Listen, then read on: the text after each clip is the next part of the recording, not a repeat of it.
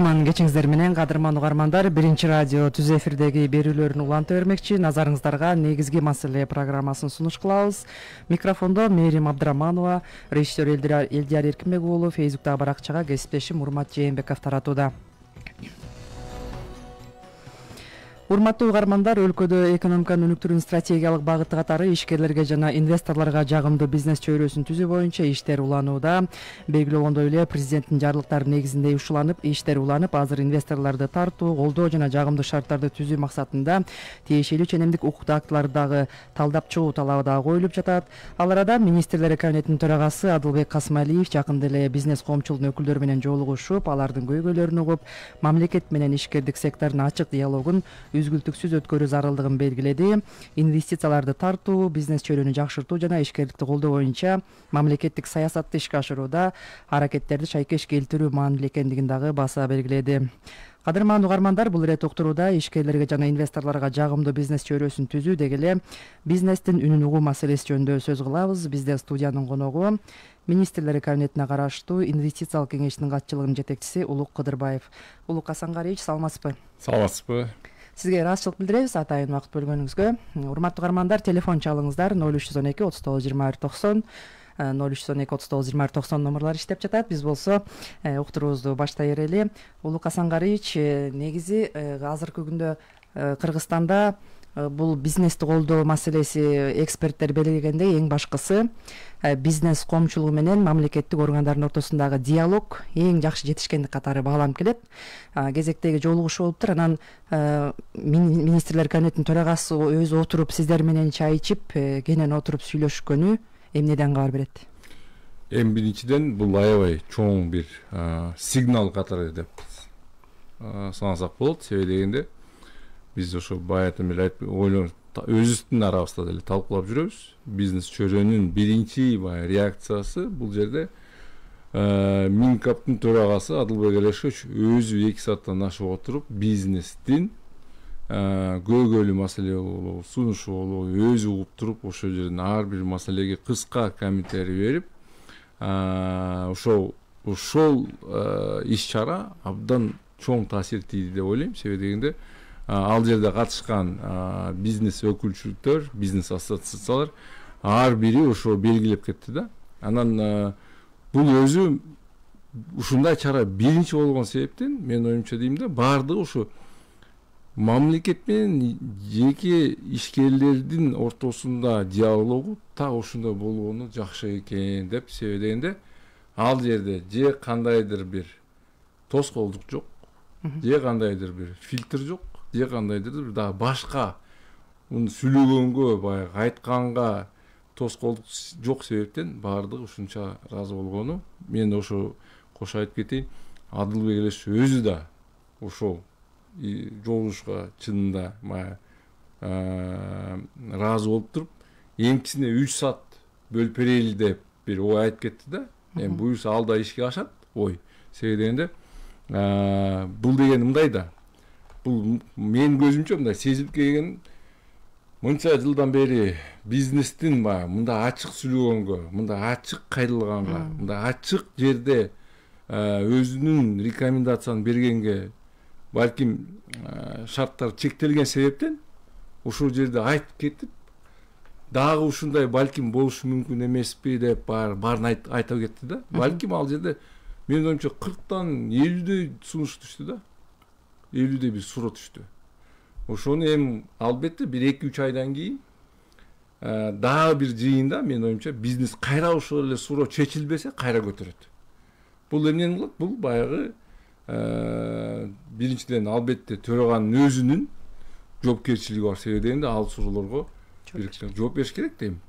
Эгерде бул тапшырманы түшүп туруп бирөөсү аткарбаса, ал ошо бизнес өкүл кайра келип туруп, 3 ай мурун мен сизге сурандым эле, мындай маселени көтөрдүм эле, сиз ошо маселе дагы эле чечиле элек, сиз балким тапшырма берип, ошо кызматкер ошо менен калтырды десе, бул эмнени билдирет? Менин оюмча бул жалпы эле биздин мамлекет менен бизнес ортосунда диалогту жаңы бир трансформация бурган бир процесс болуп атат да. Тепкичке көтөрөт экен да. теркиш көтөрөт. Анан менин оюмча бул жерде ошо Салават мырза да келди азыр. Ал биринчиден бир үмүт берет да азырчы. Үмүт берип атат. Биз кайра эле ошо мамлекет менен ачык сүйлөгөнгө күбө болобузбу, ушу катышчу болобузбу деп.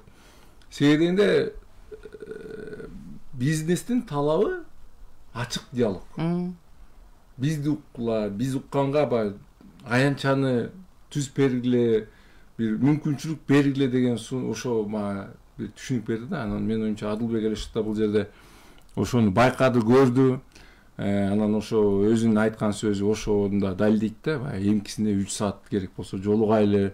Бизге да баягы эми катчылыкка дагы эмкисине баягы бир көчмө бир отурумду өткөрөлү, балким региондорго барып көлгө болобу, балким туризм сезонунун башталышынын алдында, сезондо эмес, башталыштын алдында балки көйгөйлүү маселелер бар. Ошону бир да барып ал жерде талкуулайлы. Туризм дегенде баягы жаңы эле баягы катты жаңы резорт эмес, ал жерде жол маселеси болуп калышы мүмкүн. Ал жерде байланыш маселеси болуп калышы мүмкүн. Турист келген жерде интернет керек. Анда балким бул жерде Салават мырза байланыш операторлорунун ассоциациясынын катары ал жерде маселе көтөрүшү мүмкүн. Балким ошо темалык бир көчмө бир жыйын болуп калса.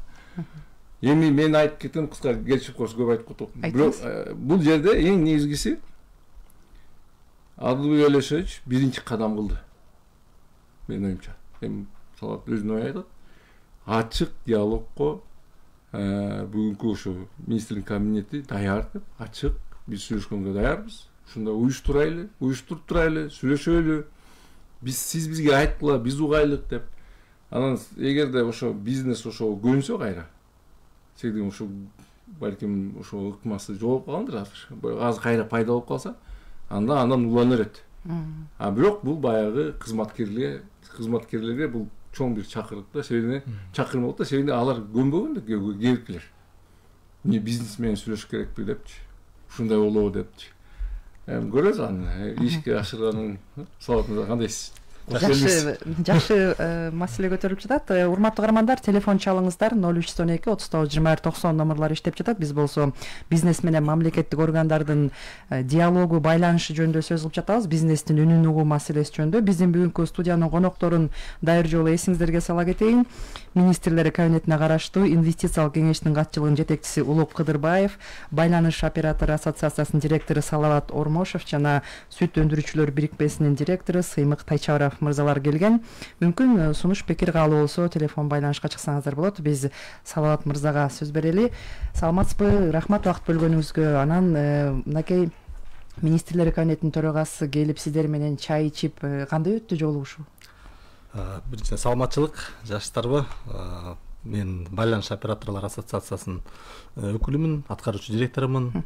Өзү өткөн жолугушуу бул абдан мындай күтүлгөн жолугушуу болчу да. Анткени бизнестин маселелери чогулуп, кээ бир жерден аткарылбаган, балким чогулуп калган проблемаларын ачыктап, төгүндөп мындай ачык диалогко чыккан. Бул абдан жакшы болду да.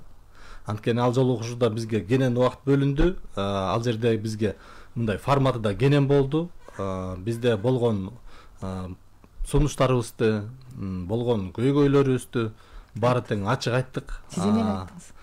Бизде байланыш операторлордо эми бизде өзү маселе көп да, биздечи. Ооба, четинен айтып баштасам азыр анда биздин диалогту сүйлөшүүбүздү башка жакка буруп кетишибиз мүмкүн. Эми ал жакты ал боюнча биз өзүбүздүн көйгөйлөрүбүздү айттык. Аны толугу менен Адылбек Алишевич укту бардыгын тең.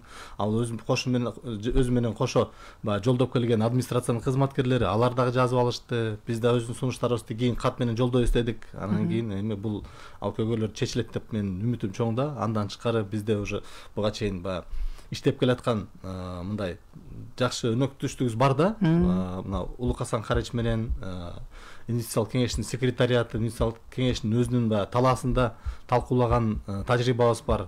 Анан биз биздин ошол диалог, мамлекеттик жана жеке ишкерлердин ортосундагы диалогдогу тала деп эсептейбиз да бизчи. Абдан бул эффективдүү, абдан мындай жемиштүү талаада биз үчүнчү.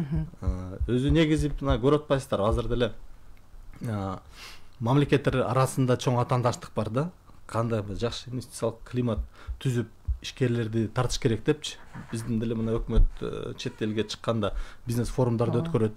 Аякта ишкерлерди жолуктурат, биздин ишкерлерди алып барат, аяктын ишкерлерин чакырат. Анан инвесторлор өзү негизи инвестиция кылардын алдында эң биринчи Кыргызстан же болбосо башка мамлекетке ички климат кандай деп ошол жакты изилдей баштайт. Ошол мамлекетте иштеп аткан ишкерлер кандай иштеп атат деп ошону изилдейт эң биринчичи. Анткени ал деле эртең акчасын салгандан кийин биздин Кыргызстандын ишкери болуп калат ал дагычы. Жакшы. Абдан жакшы. Анан баягы кыскасы жаккан экен сизге жолугушуу, толук баягы үнүңүздөр жетип, сурооңуздар угулган экен.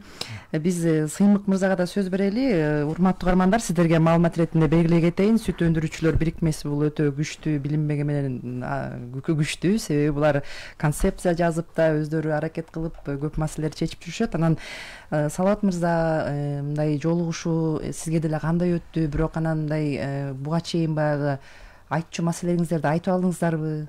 Жардам сурадыңарбы? Саламатсыздарбы, урматтуу угармандар, отурчулар.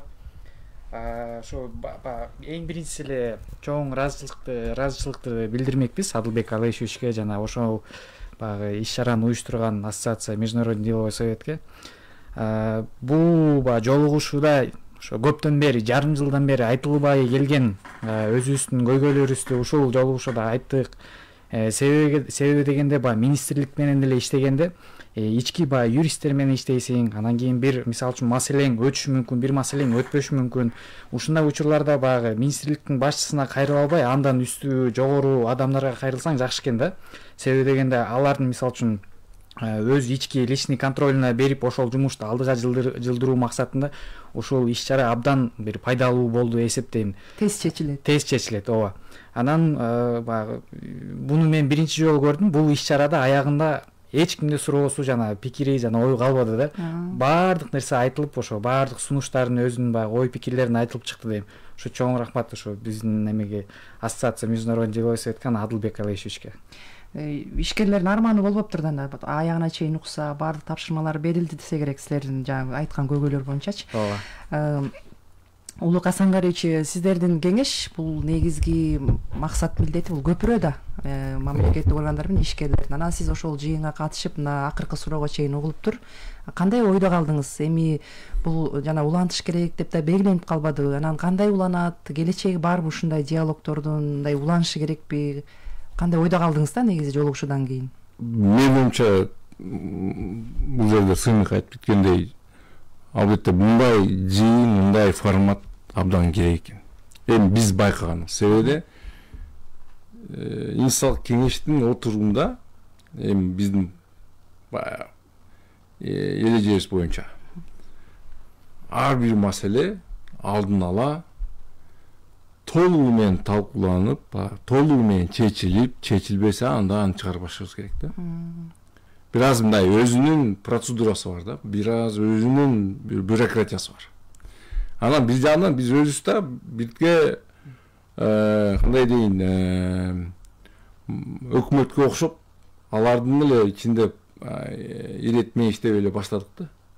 Анан бул жерге келип катышсак, кийин ошо биздин кеңештин мүчөсү, ошо эл аралык ишкерлердин кеңеши Аскар Сыдыков деген жетекчиси бар, азамат, аябай чоң ушундай иш-чараны аткарды. Биз мындай карасак, баардык катышуучулардын ушундай форматка талабы бар экен азыр. Себеби дегенде биздин жыйындын салыштырмалуу бул формат дагы жыйымдуу экен. Эркиндик себептен анан биздин жыйында 3 маселе каралса эң көп. Анан ал маселе дагы аябай мындай системалык да чоң бир маселе. Кээки катышуучулар өзүнүн маселесин айтып бергенге убакыт жетпейт да. Себеби дегенде биз ал жерде эле бар да мындай башка маселелер, анан эркин сөз беребиз, бирок ал жерде отурган 10-15 ассоциация ал 15-20 мүнөт ичинде айта албайт бардыгы.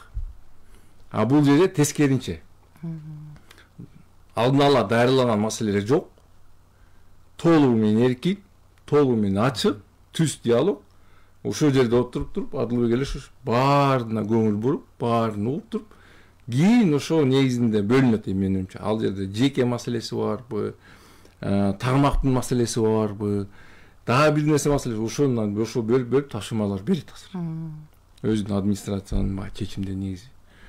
Менин оюмча албетте биз алда ойду сунуштадык. Эми мен озеке айттым, анан расмий кагаз түрүндө да кайрылабыз Адылбек Элешовичке.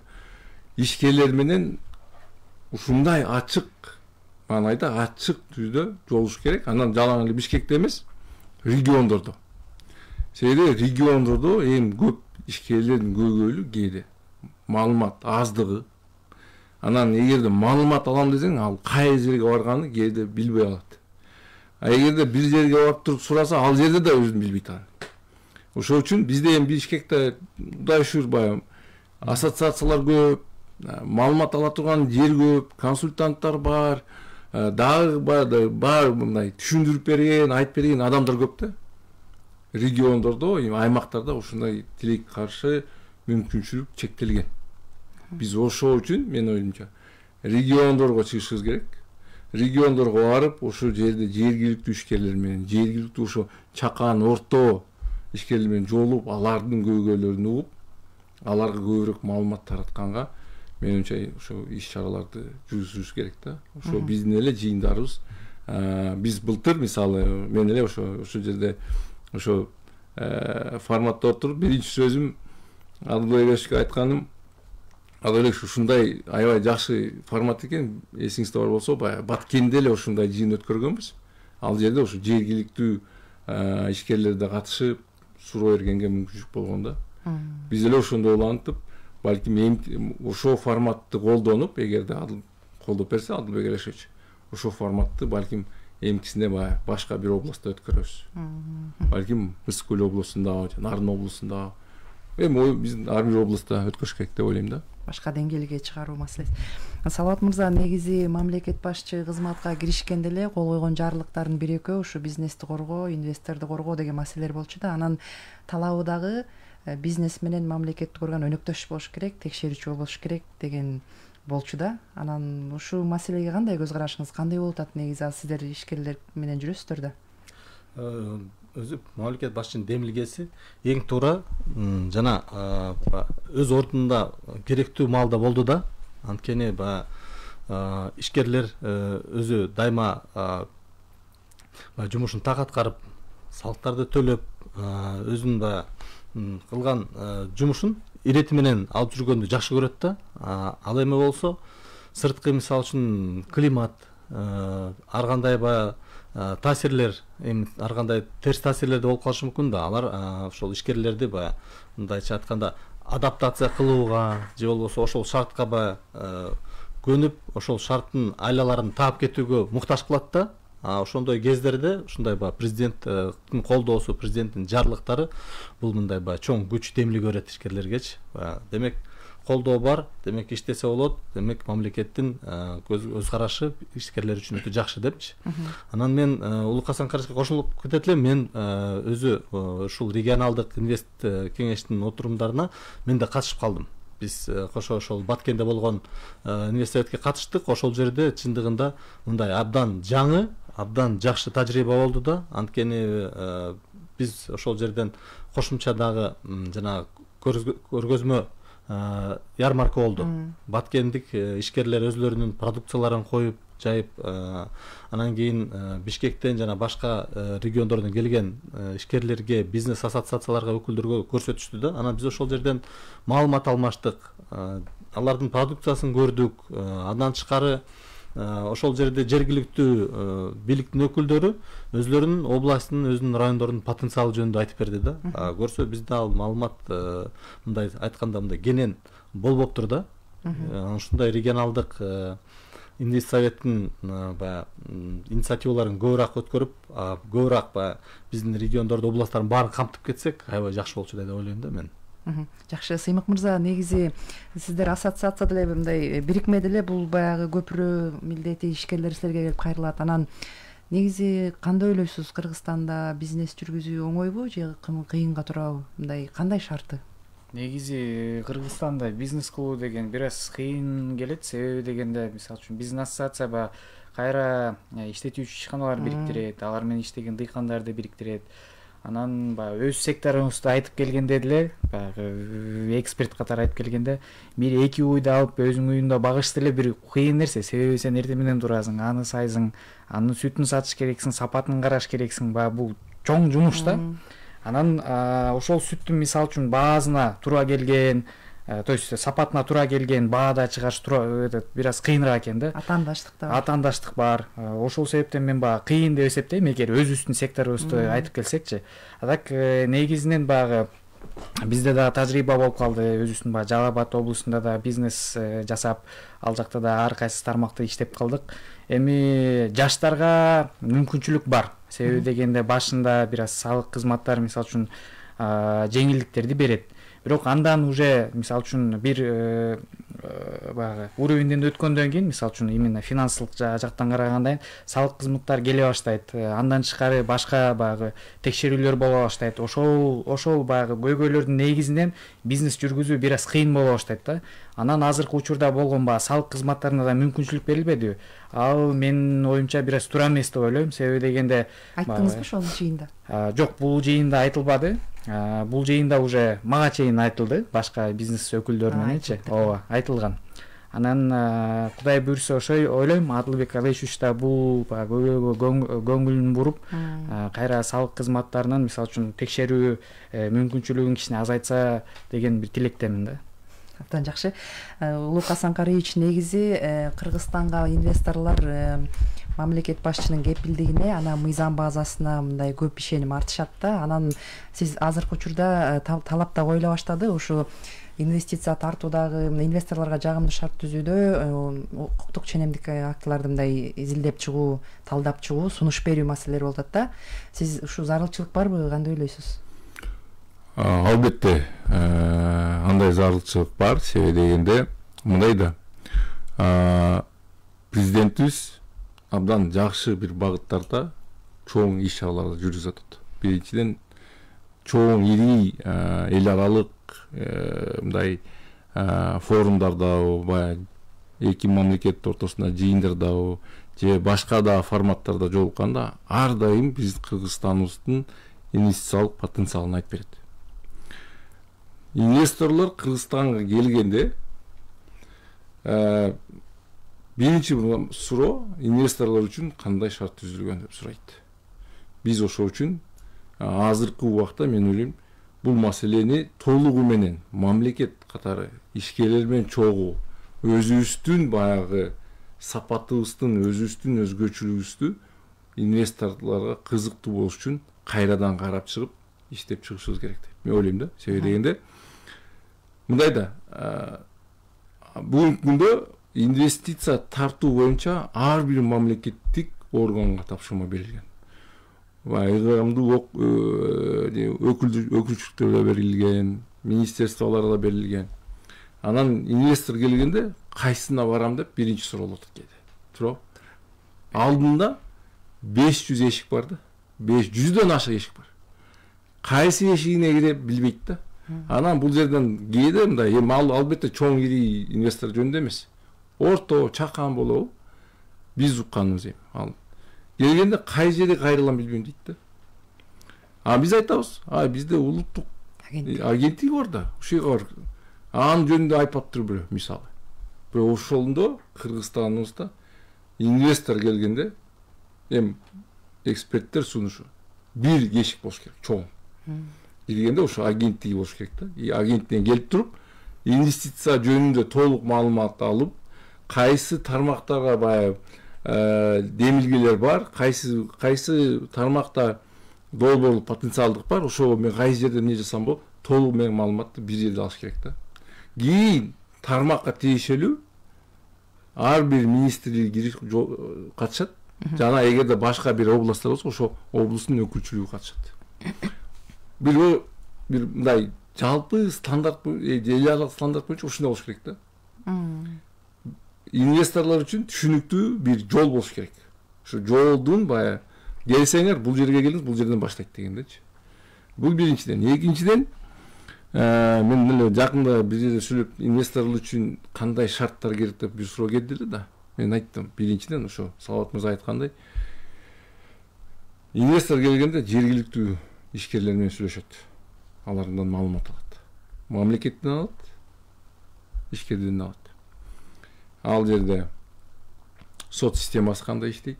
Эгерде менин укугум тебеленип калса, мен өзүм бул жерде коргой аламбы деп маселеси бар. Мүлк ба, инвестицияны коргоо маселеси кандай бул жерде? Эгерде мен бул жерде 100 миллион, 1 миллион сом салсам, мен ошо инвестицияны коргой аламбы? Үчүнчүсү, мен эгерде заманбап, алгачкы технология менен колдонгон завод курсам, бул жерде адистер барбы деп айтат. Ушул суроолор көп да. Биз ошонун суроолордун алдын ала билип туруп, биз ошого карап, бүгүнкү күндө инвестицияны климатты күчтөтүш үчүн ошону ойлонуп туруп биз ишти кылышыбыз керек да. Анан бул жерде бул маалыматты каяктан алабыз? Алар эмнени каалайт деп суроо пайда болуп атпайбы? Мен азыр айтып атсамчы. Ал биздин өзүбүздүн ишкерлерден сурап эле бекер маалымат аласыз. Ал жерде баягы көп эле башка жерге барып, же эл аралык эксперттерден көп эле талап кылбай эле, мына бул ишкерлер келет. Ай, силер ишкерлер, силердин шартыңар кандай болот? Алар башташат кайра эле ошо 2 саат, 3 саат сүйлөп. Ай, бул жерде мындай, бул жерде бар эле көйгөй маселе, кээ жерде сунуш. Бул жерде кичине эле мына аз эле бул жерде оңдоп койсок, сөздү бир аз туралап койсок мыйзамда, мынча жеңилдик болмок эле деп суранат эле. Бул жерде мындай ирет бар экен, ушундай бир эреже бар экен, билбейм, биз анын эмне бар деп сурап калсак, сизге балким ал да кереги жок, аны алып салбайлы, кереги жок, бир кагазды сурап атасыз, алыш үчүн аябай оор экен. Аны алып салсак. Анын мисалы азыр бүгүнкү күндө эң алгачкы мындай тез арада мындай чечим кабыл алган азыр салык кызматы. Күндө карасаңыз, бул кагазды жокко чыгарды. Бул талапты жокко чыгарды. Болду, бул силерге талап түшпөйт, мындай кереги жок. Баягы иш жүргүзбөсөңүз отчет тапшырмасы кереги жок. Эгерде баягы үй сатам десеңиз, мынча салык төлөдүңүзбү, справка кереги жок. Кандай мындай чечимдер болуп атат. Себеби дегенде, Алмет Насырканович келгени менен биринчи айтылган ою, бизнес менен сүйлөшөлүчү, бизнес менен диалог түзөлүчү. Алар бизге өзүнө айтып беришет. Эмне тоскоолдук, кайсы талабыбыз иштебейт, кайсы эреже туура эмес жазылды, аны оңдойлу. Максат деген мындай да. Салыктын биринчи максаты экономикага жардам берүү. Ал кандай жардам берет? Анан салыктын натыйжасы салык толтур да, салыкты алып туруп бюджет толтуруу. Анан сиз же болбосо болгон ишкерлерден сыгып туруп болгон эмне кылсаңыз ошонун баарын акчаны ала аласызбы? Же болбосо сизде бүгүн 100 000 ишкер болсо, сиздин максатыңыз эртең 500 000 ишкер болсун. Бирок жеңилдетип, аларга ыңгайлуу шарт түзөсөңүз, бизде ар бирибиз ишкер болуп калат. Креативдүү башка чакан. Мисалы, ошол эле Жапонияда 3 миллион эгерде компания ишкер болсо, 2 миллион 880 000 ишкери бул чакан, орто. Эң биринчи максат элди мамлекеттин көз карашы аларга бул социалдык нерсе. Себеби алар өзүнүн жумуш менен камсыз кылат. Күндүк оокатын табышат. Мамлекеттен эчтеке сурабайт деген ошолорго өзгөчө мамилеси бар экен. Бизде ошол жерде эле чакан ишкерлердин өкүлү келип жыйында айтпады. Урматтуу Адылбек, чакан ишкерлерге бир жыл, 2 жыл бир жеңилдикти берсеңиз текшерүүдөн тийгинден биз бутуна тура болсун деп. Ал да бир мындай жаңы бир идея, жакшы бир идея. Эмнедир? Жакшы, анан ушу сиз бир нерсени белгилеп атасыз да, сот деп да белгилеп кеттиңиз да. Сот системасы. Бул жерде жанагы инвестициялык хаб деп маселе көп көтөрөбүз го. Анан бул сот маселеси дагы ушул маселеге кандайдыр бир таасири бардай айтат да эксперттерчи. Анан сиздин көз карашыңызды окусак. Эми албетте эл аралык тажрыйбасы бар. Өрнөктөр бар. Кээ бир жерде баягы арбитрдик соттор бар. Алар калыс соттор, эми мамлекетке тиешеси жок. Алар баягы сот системасына кирбейт да, өзүнчө арбитр сот системасы болот. Ал Стокгольм соту бар, Нью-Йоркто соту бар. Ал жерге баягы инвесторлор барып туруп, мамлекет менен эгерде бир талаш тартыш болуп калса, ошол жерде чечет да. Мына көбүнчө чоң инвесторлор. Анан бизде эле бар ал. Жеке бир-эки компания ортосунда ошону жазып коет. Эгерде биз кандайдыр бир талаш тартыш болсо, биз ошо арбитр сотуна барабыз деп. Мамлекет сотуна эмес, арбитр сотуна. Мисалы. Бирок мен эле ошол убакта ойлойм, биз өзүбүздүн мамлекеттик соттун системасын экономикалык сотторду киргизишибиз керек. Себеп дегенде экономикалык маселелер, алар бир сот түшүнүш керек да, билим болуш керек. Салык болобу, баягы бизнес чөйрөнү бир түшүнгөн адам болуш керек да. Ал жерде баягы экономиканын билими болуш керек. Жалпы эле бир сот баягы жарандык иштер менен экономик иштер бир жерде менин оюмча аралаштыра тура эмес. Өзү кээ бирки мамлекеттерде, өзүнүн сотуна ишенген мамлекеттерде экономикалык соттор болот. Балким биз ошол жол менен барышыбыз керек. Эми ал албетте сунуш катары, ой катары айтылып атат да. Ошол үчүн бирок инвесторлор эң негизгиси, мен бул жерге чоң ири инвестор жөнүндө айтпайын жатам. Алар өзүнүн укугун коргойт. Жолу бар. Алар баарын келишимге кирип салат. Мен айтып атканым, биздин эле жергиликтүү инвесторлор. Биздин эле бир эжебиз, байекебиз, карындашыбыздарыбыз, инелерибиз, кичинекей ресторан ачкан адам эле ал эле инвестор. Нан жапкан жер ал эле инвестор. Унаны алып туруп, такси айдап туруп, ал эле инвестор. Өзүнүн акчасын алып туруп, ошо ишке салып атат да. Риск ошодо да. Банкрот болуп кетсе, ал жоготот акчаны. Мамлекет эч ким жоготпойт. Бирок эгерде ийгиликтүү болуп калса, салык төлөп баштайт, жумуш орун түзөт, өзүнүн жашоо шартын жогорултат, элге кызмат көрсөтөт. Ал эле инвестор. Албетте бааны ишкер деп айтабыз. Бирок биз эгерде инвестиция деген сөз эмне деген? Акчаны алып келген, билимин алып келген, технологияны алып келген, жабдууларды алып келген адам да. Анан биз ошолорду, бизде ар бир өзүбүз жарабызда инвестор болушу мүмкүн. Чакан, орто. Ошол үчүн биз аларды коргошубуз керек. Биринчиден. Сырттан келген инвестор ошону байкайт да. Булар өзүлөрүнүн ишкерлерди колдойт экен. Аларды коргойт экен. Алардын көңүл маселелерине жооп берет экенби? Алар кандай сүйлөшөт бири-бири менен? Кандай тилейт экен аларды? Анан биз келсек, биз жыргатабы деп эле алар эле түшүнөт. Ошол үчүн алдын ала аларды атайын мындай англисче айтканда feasibility study бар деген. Алар ушунун баарын изилдейт. Айтпай изилдейт. Консультанттарын жалдап туруп ушуну изилдейт. Биз ошол үчүн мен оюмдай да. Биздин тарыхый мүмкүнчүлүк бар. Тарыхый мүмкүнчүлүк бар. Бул региондо Сингапур, Дубай бар бул жерге келип туруп, акчасы менен, технология менен бул жерден регионго өзүлөрүнүн инвестиция жасашы мүмкүн. Бирок себеби дегенде Кыргызстан банк системасы күчтүү, себеби Кыргызстандын сот системасы адилеттүү, себеби Кыргызстанда адистер билимдүү, тажрыйбалуу, компетенция эң жогорку, себеби Кыргызстанда тилди билет, тигин билет, ар жерге барса болот, келсе болот экен. Кыргызстанда инвесторлор үчүн эң ыңгайлуу, эң жакшы шарттар түзүп берген экен деп, ошого биз барышыбыз керек. Ошо ой менен, ошо мындай видение деп коет кыргызчасы, максат менен. Президентибиз эле ошону айтып атат. Ошого барышыбыз керек да. Баратат экенбиз да. буюрса. Бирок бул жерде эң негизгиси ошо барып атканда бирөө мамлекетте мен өзүмчө билем деп мен мындай кылам деп бизнесмен кеңешпей иш жасабаш керек да. Ошо диалогдун максаты бир кадам кылды өкмөт. Жолуп туруп, Салават мырза, сыйынып мырза, туура эле болуп атпайбы? Туура эмес болсо бир жерин оңдош керек. О, бул жерде мындай, туура, дальше. Эңки кадам.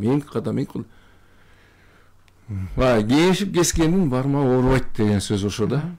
Туура. Абдан жакшы.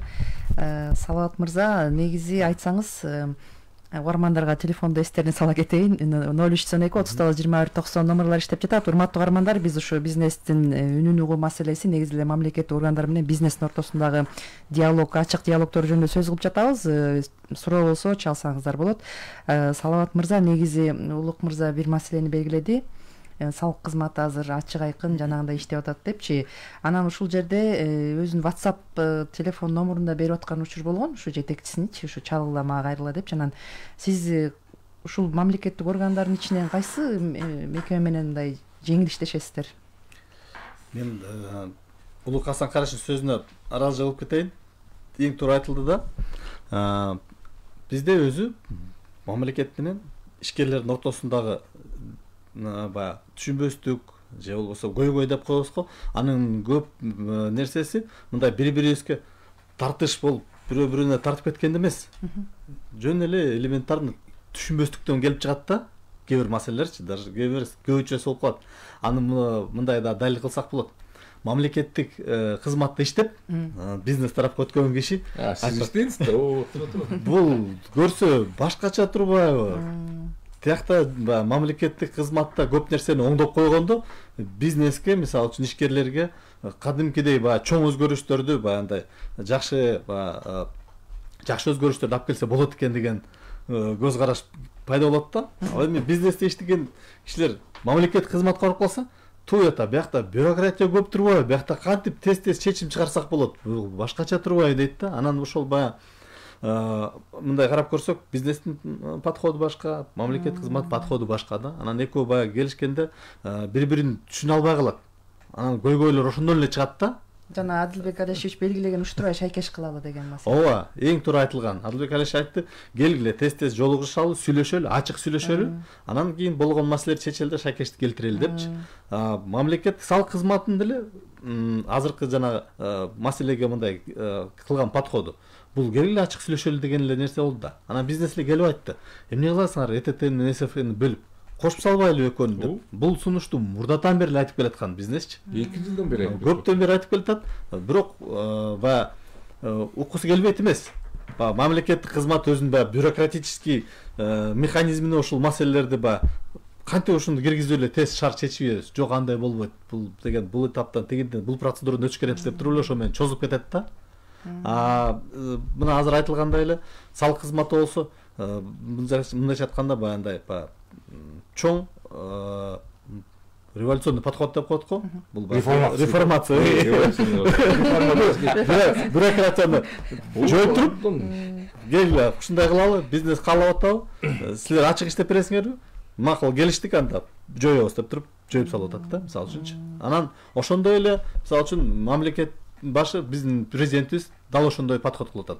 Ал дагы жарлыкты чыгарат. Мына силерге жарлык, социалдык төлөмдөрдү реформалоо кылалы, мынакей. Ал туруп 15%га ылдыйлатып салды. Социал төлөмдөрдүчү.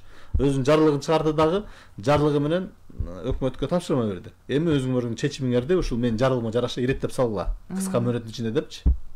Ал болсо кийин баары тең мына мыйзамга өзгөртүү, баары тең кирди, бирок жарлыктын аркасынан баары тең ишке ашып кетти. Саясий эрк да кандай деп бирден келди. Ооба. Ооба. Абдан жакшы. Сыймык мырза, дагы кайсы маселеге көтөрсө, негизи жакшы айттыңыз, жанагы өзүңүздүн көйгөйдү айттык, суроолор деп жатпайсызбы? Анан чындыгында эле кайсы маселени мындай өндүрүүчүлөрдүн атынан көтөрдүңүздөр? Ошол көйгөй, мисалы, ал суроону берип коюшту деп айттыңыз го. Анан азыр сиздердин эң эле мындай башкы маселеге чыгып аткан текшерүүдөн башка, мисалы, ошо мораторий алынып текшерүү болуп атат, аны берген кездер, анан андан тышкары салык жөнүндө дагы абдан көп талкуу. Азыр мындай көйгөйүңөр кайсы да?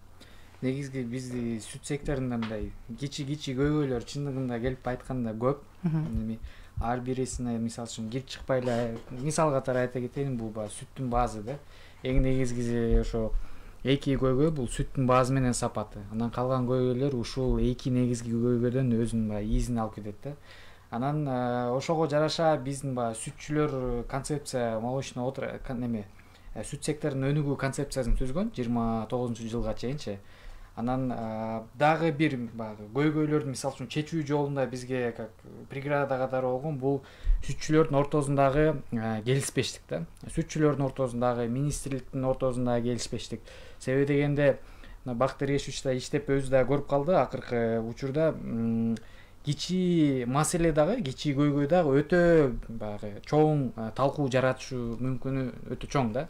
Анан ал мисалы үчүн чечилген, то есть берилген чечим дагы министрлик тараптан кийинки учурда дагы көйгөй жаратышы мүмкүн, ыктымалы чоң.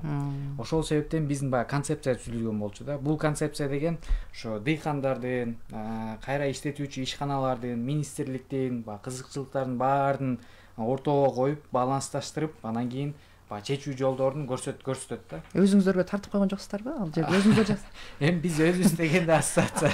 Анан дагы бир маселе да, ушул жерде кошумчалап кетейин. Мисалы, ата мекендик өндүрүүчүлөрдү жарандардын колдоосу деген маселе бар да. Мисалы, сырттан билесиз көп кирет бизге, анан жөн элекей суумай чыгарган ишканадан айтышканда, мисалы, атаандаштык ошо биздин ишеним артыш үчүн биздин жарандар башкача, мисалы, Россиянын жана суумайын атын коюп же башкача аттарды коюп чыгарган учурлар болгон экен да. Анан биздин эл негизи кандай колдойт, сиздерди колдойбу? Мындай сатып алуу, артыкчылык берүү коюшу биздин ишкерлер экен дегендей байкайсыздарбы? Ооба, биздин мисалы үчүн Жалал Абадында, мисалы үчүн Ош регионунда айтылганда, Ысык көл регионунда айтылганда өзүбүздүн продукциясы көргөндө мен өзүмөн баштайынчы. Эң биринчи өзүбүздүн продукциясы көргөндө мен Россияда боломбу, же Казакстанда болобу, эң биринчи эле Кыргызстан продукциясын алган аракет кылам. Себеби дегенде бул патриоттук сезим дагы гана эмес, бул сапатына дагы действительно көңүл бурат. Сапатына ишенеби? Сапатына, мисалы үчүн биздин эл бул жерде отурганыбызда эч ким мисалы жакшы. Мен мисал катары айтып кетейин. Мисалы биз эсиңизде бар болсо, баягы ишкерлердин делегациясы болуп Өзбекстанга барып келебиз. Өзбекстанда ошо сүт өндүрүүчүлөр барды, эт өндүрүүчүлөр барды. Анан ал жерде баягы расмий жолугуштардан кийин бир 2-3 магазинге барып келдик. Магазиндердин ичинде эми сураштырып атасыздар ба жетекчилик менен, кандай иштейсиңер, сүт каяктан аласыңар, май каяктан аласыңар.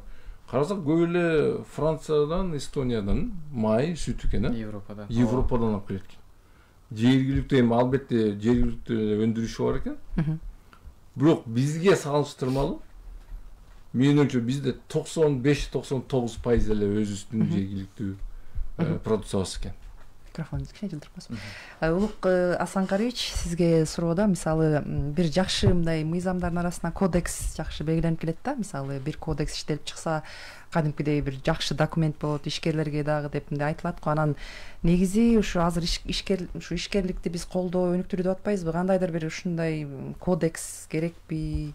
Мыйзам жагынан кандай мындай нерселер керек болуп турат?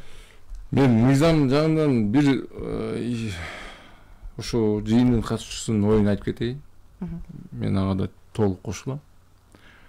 Өзү 2008-жылдан бери Кыргыз Республикада абдан жакшы бир мындай мыйзамдарды жакшы иштетиш үчүн атайын методика кабыл алынган. Ал баягы регуляторика АРВ деп коет. Эми АРВ деп коет. Ар бир жөнөкөй сөз менен түшүнсөң. Эми ушундай да, мындай мисалы сиз үйдүн ичинде бир нерсе жасайм деген алдында үй бүлөңүз менен кеңешесиз. Бул жерден суу агыптыр. Эмне кылайлы? Баягы чатырды толу менен бузуп жаңын салайлы, же үйдү бузуп туруп жаң салайлы, же эмне кылайлы? Сиз баягы анализдейсизди. Анан баягы маселесин, проблеманы таап туруп, кийин чечим кабыл аласыз, туура? Эмне болот? Кайсы иш чара алынгансыз? Бизде баягы мыйзамдарга 2008-жылдан бери баягы иретине коюш үчүн мыйзамдардын баягы иштеп чыккан алдын ала АРВ жасаш керек, анализ жасаш керек. Бул маселе мисалы, бир маселе. бул маселе эмне себептен болуп атат? Баягы тамырын табыш керек да, тамырын. Ошонун тамырын тапкандан кийин бул тамырдын, проблеманын тамырын 3 жолу бар чечүү. Такыр алып салып, же бир дарыдан берип туруп, же болбосо калтырып коюш, өзү менен кетип калат дегенчи. Анан ошо 3 варианттан ар бир варианттын баягы кесепети кандай болот? Бюджетке кандай кесепети, ишкерлерге кандай таасир тиет? Бул балким киргизсек дагы оорураак болуп калабы, жеңилирээк болуп калабы? Баарын анализдеп Европада бир мыйзамды баягы ушундай иштеп чыгып, 6 ай эң азынан анализдейт да. Анан бул иш-чара мамлекеттик орган эмес жалаң эле. Баягы ишкерлер менен ошо кимге таасир тийсе, кызыктар тарабынан ошолордун да катышуусу керек. Бизде ошо 28-жылы ошо АРВ деген методика кабыл алынган. Биз ошо 18-жылы? Жок, 2008-жылы. 2008. Мен ошол убакта ошо Салават мырза, Сыймык мырза ошо эле мен эле ошондо Бишкекти ишкерлердин клубу деп жетекчи болгон. Ал убакта биз катуу иштегенбиз. Аябай АРВ менен мамлекет органдары биз муну мыйзамды сунуштайбыз, биз АРВ гана. АРВ деген эмне? Сен бул мыйзамды далилдеп беришиң керексиң. Кандай далилдеп берем? Мына ишкерлер менен жолугуп, бир мисал келтирип кетейин. 2008-жылы транспорттук министрлиги таксилерге лицензия киргизебиз деп, таксилерге ошо анализди кылып, автобустардын айдоочулардын макулдугун алып койгон да. Мисалы, ойлосоңуз, мыйзамдын максаты таксистерге, бирок макулдугун автобустардын айдоочулардын алып койду, микроавтобустардын, баягы биз билесиз. Силер каршысыздар, буларга лицензия алар жок. Анын анализдеп келип атканда, мына айырып жасадым, ишкерлер каршы эмес экен, макул. Анан карасак, ал жерде такыр эле таксистердин өкүлдөрү жок экен. Катышпаптыр. Катышса да каршы болуптур. Анан алардын оюн кабыл албай башкалардын алып коюптур. Ал эски убактар. Азыр албетте андай эмес, айырбы азыр толук менен жасалат. Бирок ишкерлердин баягы бул жыйындын Пономарев деген мырзабыз бар, Сергей Васильевич, базарлардын баягы ассоциациянын президенти. Айтыптыр, айырбыны кайрадан күчтөш керек. Себеби дегенде ишкерлердин баягы байкаганы кээинки мыйзамдарга ишкерлердин сунушу кабыл алынбай калып калат экен. Ушул жагын бир күчтөтөлү, дагы ошо шайкештик ошол жерде болсун дейт. Мындай сүйлөшкөнүбүз жакшы. Бирок так мыйзам долбоору иштеп чыгып атканда биз ошол убакта катышайлы. Ошол убакта биздин оюбузду кабыл алсаңыз жакшы болот эле. Кайра ошо мыйзам өткөндөн кийин баягы көйгөй маселе чыгып калбасын. Алдын ала. Азыр кандай? Жок, азыр ушундай, бирок кээинки балким ошо айткан сөзү, мааниси дегенде кээ жерде биздин баягы сунуш өтпөй калат деген сөз болуп атат да. Ошол үчүн Адылбек да уктур, түшүнүктүү деп кел ошол жерин да караштырайлы. Бул баягы системалык жумуш да. Албетте күндө эле баягы маселе чыгат. Бирок мыйзамдарды, эгерде биз мыйзамдар туура болсун, ар бир тараптын, ар бир кызыктар тарабынын оюн алсын, биз ошо айырбыны күчтөтүшүбүз керек экен. Анын баягы иш-чараны дагы жоорлатып, дагы иштешип, сунушу да, сунуш катары, ой пикир. Ошол үчүн сиз айтпайсыз, мыйзам кайсы кодекс ошол жерден чыгат. Жакшы экен. Салават мырза, жыйында катыштыңыз, андан кийин ошо көрдүңүз, биз белгилеп жатабыз, жакшы угуп ошол маселелер чечилишин карайт деп, анан ишкерлер негизи эмнени эске алыш керек экен ошондой жыйындарда, убакытты да кетирбей, мындай өзүнүн сунуштарын мүмкүн айтып алганга. Ишкерлердин ролу да андай жерлерде. Мындай жолугушууга ишкерлер өзү дарданып келишет да. Анткени көйгөйдү туруп эле ар бир болгон эле майда чүйдө көйгөйдү өкмөт башчыга айта бербейт да. Ал бул жыйынга келерге чейин ошол эле көйгөй жараткан жерге барып бир жергиликтүү бийлик болобу же министрлик болобу ошол жака барып кайрылат. Баягы чечүүчү жолун издейт. Талап кылган документтерин даярдап берет, же болбосо талаптарды, коюлган талаптарды аткарууга аракет кылат, ал жактан маселени чечүүгө аракет кылат. Анан эгерде чече албай ал маселени, бирок ошол эле кезде өзүнүн койгон талаптарын акыйкаттуу деп эсептесе, анда ошондой баягы жолугушууларга келип анан ошол жерден өзүнүн сунуштарын айтат да. Анткени эгерде ишкер өзү бир кандайдыр бир жумушту туура эмес аткарган болсо же өзүнүн бир күнөөсү бар болсо, ал эч качан мындай талаага келип туруп өзүнүн менин укугум коргоп бергиле деп кайрыла албайт. Кайрылбайт дагы, андай жолго барбайт да. Жакшы экен. А негизи аймактарда бизди угуп жаткан ишкерлерге кандай кеңешиңиз бар? Өзү аймактагы ишкерлер активдүү болуш керек да. Мына Улук Асан Карачи уюштурган регионалдык инвестсоветтерге келип катышып активдүү болуп, андан тышкары мына биздин ассоциацияга окшогон өзгө жергиликтүү ишкерлер менен да иштеген ассоциациялар көп. Ошолор менен байланышып тыгыз мамиле куруп туруш керек. Ошондо көбүрөөк маалымат болот. Көбүрөөк маалымат болсо, ал ишкерлердин мүмкүнчүлүгү да көбөйөт да. Өзү негизи бизде мамлекетте ишкерлерди колдогон программалар көп.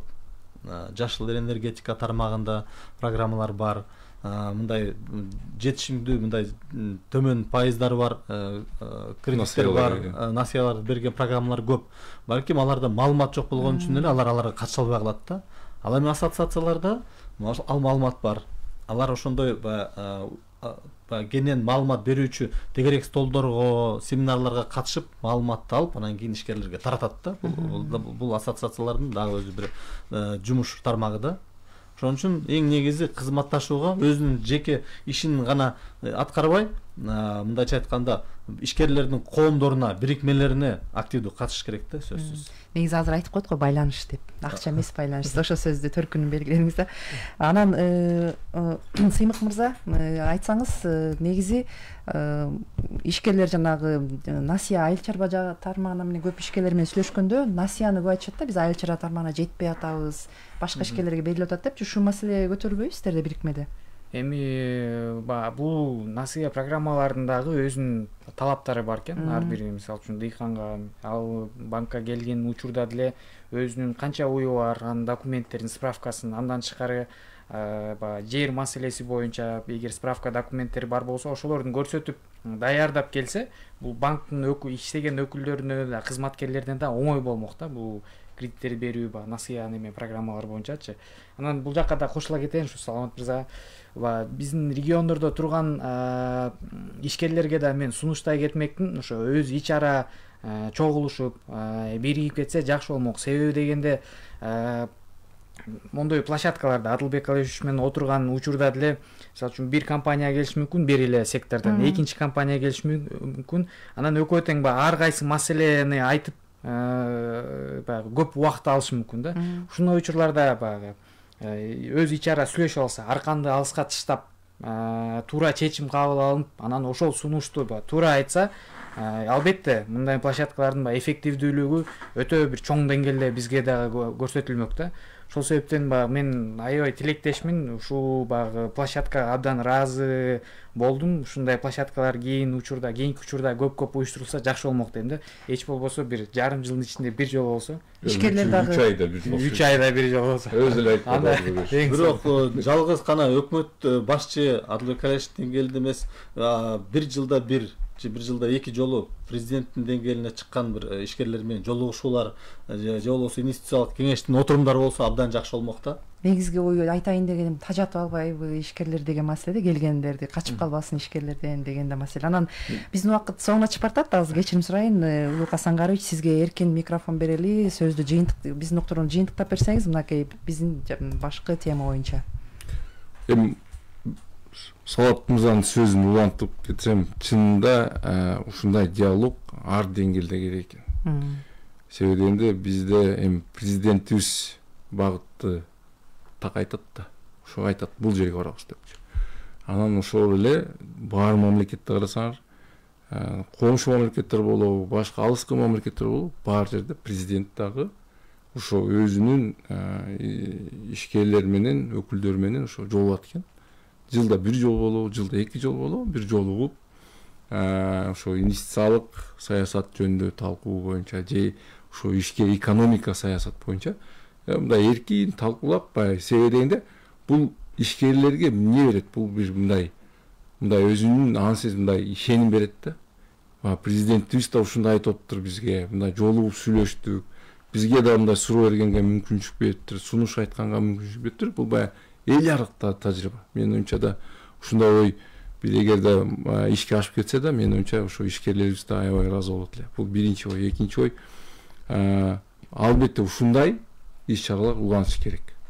Эми бул жол эл аралык ишкерлердин кеңеши уюштурса, эмкисинде балким операторлордун байланыш операторлору уюштурушу мүмкүн. Эмнеге сүт өндүрүүчүлөр да уюштурушу мүмкүн. Менин оюмча бул жерде чек жок. Бул эң негизгиси ниет баягы демирге болсун. Менин оюмча Адылбек Алишевич да, министрлер да ошого катышканга даяр болот. Биз тараптан да биз ушундай жардам бергенге даярбыз. Жакшы, абдан бизге бөлүнгөн убакыт соңуна чыкты. Рахмат сиздерге, атайын келип убактыңыздарды бөлүп мындай маалымат бергениңиздерге ыраазычылык билдиребиз. Ишиңиздер ийгиликтүү болуп, жолугушуулар көп болсун. Урматтуу каармандар, негизги маселенин бул жолку чыгарылышында ишкерлерге жана инвесторлорго жагымдуу бизнес чөйрөсүн түзүү, мамлекет менен ишкер сектордун ачык диалогу жөнүндө сөз кылдык. Биздин суроолорубузга Министрлер кабинетине караштуу инвестициялык кеңештин катчылыгынын жетекчиси Улук Кыдырбаев, Байланыш оператор ассоциациясынын директору Салават Ормошов жана Сүт өндүрүүчүлөр бирикмесинин директору Сыймык Тайчабаров мырзалар жооп беришти. Уктурууну Мээрим Абдыраманова алып бардым, режиссер Элдияр Эркинбек уулу болду. Кадырман угармандар, биздин толкундан алыстабаңыз. Алдыда кесиптешим Бакыт Апаев соңку жаңылыктар менен тааныштырмакчы. Саламатта туруңуздар.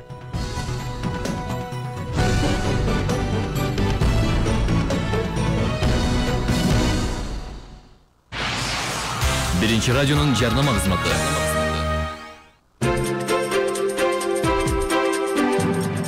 Биринчи радио, ыкчам жана так маалымат.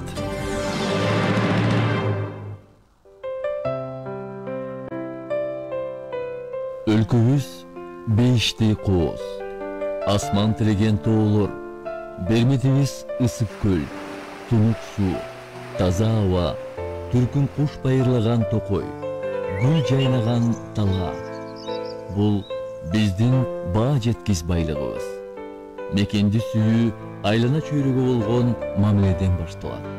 Ал эми тазалык дени сак коомдун туркугу. Таштанды таштаба, табият тартуусуна аяр мамиле кыл. Кылымдары кубат болгон бабалардан калган жашыл ааламды коргоо ар бирибиздин ыйык милдетке айлансын. Бул биздин келечек муунга калтырган